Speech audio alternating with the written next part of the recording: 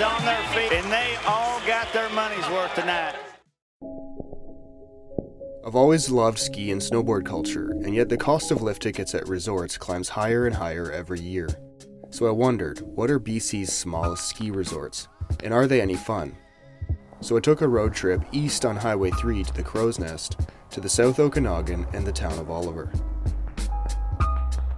There isn't just orchards, wineries, and ranches in Oliver, there's also Mt Baldy.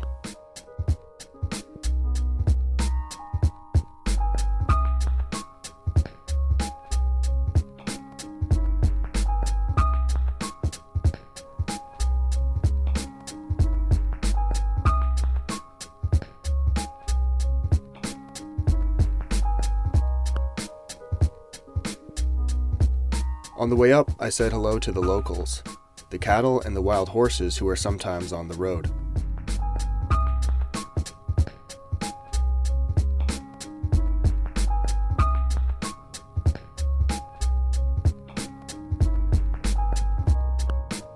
Here's an example of just how out of control the prices of lift tickets are today. I paid approximately $71 at Baldy and bought a 4-pack for a total of $283. That is still less than a single day at Whistler Blackcomb, which is now $296 for a single day. 4 days here for less than the price of one at a Vail resort. And as a bonus, it's Canadian owned. As you know, I spend most of my time on snow on a splitboard, and I was looking forward to riding a solid board again for a few days. Good morning from Baldy Mountain, just above Oliver and the Okanagan. It's an absolutely beautiful, crystal blue sky today, bluebird. The sun feels wonderful. And you know what?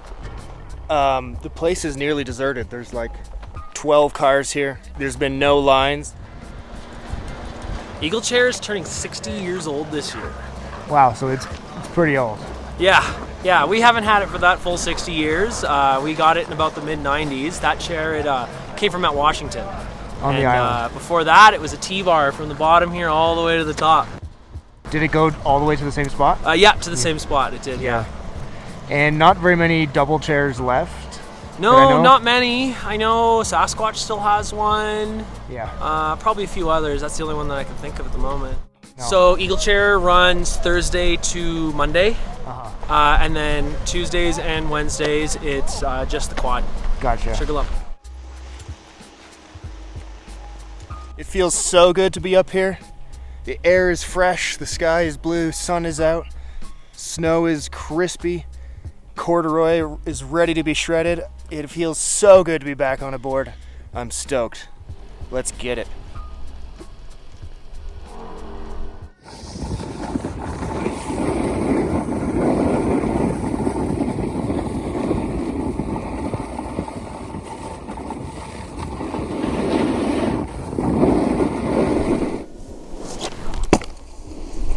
That one went in at the same time as all those runs in 2006. Okay. There wasn't anything there before that. Baldy went through change of ownership. It went through some kind of tough financial times. The current owner bought this place in 2015 and opened for the 2016 winter season. And we've been open every year since.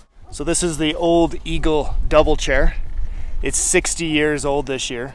So I can't think of any big resorts that have double chairs left. They seem to be becoming a thing of the past. The Eagle Double, with its old frame style towers, is a little bit of a blast from the past. You know, it's not the fastest high-speed chair, but it's not too slow either. You can call it the date chair, because whenever you see that hot snowboard chick in the line, you want to try and get the chair with her, and you're basically on a date for the duration of the chair ride. If you're looking to make moves on your crush, then try and find them in the lift line. Look at it. So beautiful up here. I don't even need a jacket.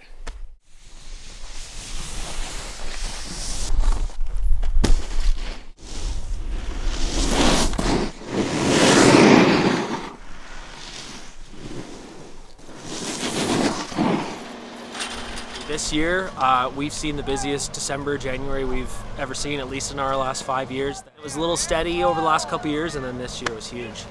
We are an independent resort. We are not owned by any large corporation. Every season pass, every every poutine, every ticket we sell literally keeps these lifts turning, our people employed, and keeps Baldy open for everybody to enjoy.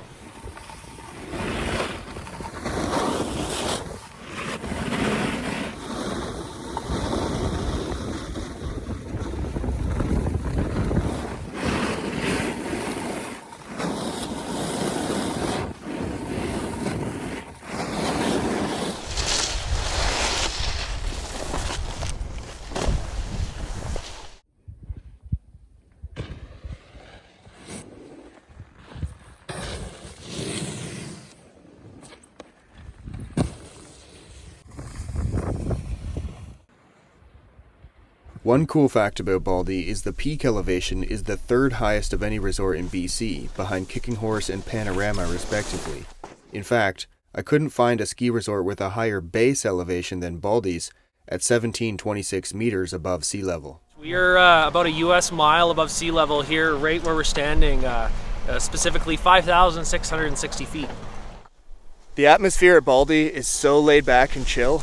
If I were to rate it on a chill scale from 1 to 10, it's easily a 10 out of 10. Everyone's having a good time. There's no stress. People are smiling. They're happy. You talk to strangers. You strike up conversations. So 10 out of 10 for laid back at Baldy.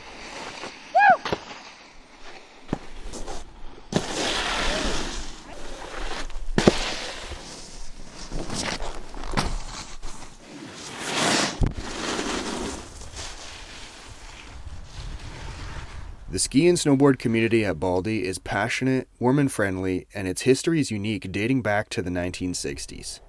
It's just far enough away from the large cities to remain uncrowded and unbothered in this modern era of mega corporate ski resorts.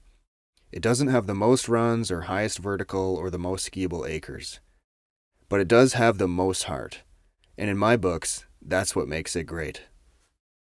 What are you gonna do? I'm gonna hang by the bar. Put out the vibe.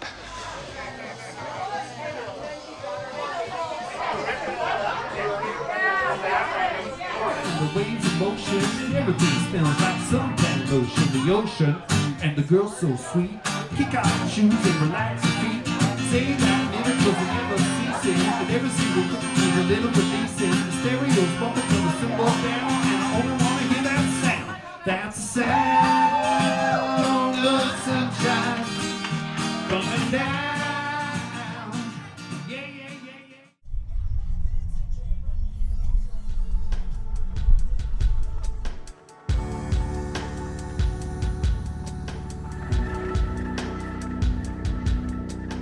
This is the first video in hopefully what turns out to be a series where I go around BC and I visit the smallest independent ski resorts that are overlooked and forgotten.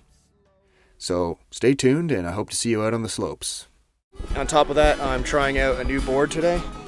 I'm trying out the Craig Kelly Air. So I'm stoked to get on the slopes and try out this new board.